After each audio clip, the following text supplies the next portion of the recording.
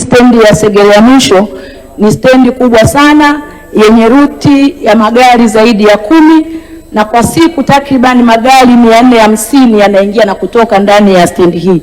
Lakini stendi hii imechakaa sana kiasi kwamba haingiliki kabisa, pamoja na kwamba inaipatia kipato serikali. Ningeomba kufahamu nini mpango mkakati wa serikali kwa ajili ya kuifanyia marekebisho ili iendane na hadhi yake ilivyo. Asante sana Mheshimiwa Mwenyekiti kwa kunipa nafasi. Majibu Mheshimiwa Waziri. Mheshimiwa Mwenyekiti, moja mpango wa serikali katika stendi za mabasi ni kuhakikisha kwamba tunaziboresha barabara za kuingia na kutoka, lakini pia kuweka paving ya uzege katika maeneo ya stendi zetu. Ni kweli kwamba stendi ya mabasi ya Segerea mwisho ni stendi muhimu kwa wananchi wa jimbo la Segerea, lakini na wana Dar es Salaam na Tanzania kwa ujumla.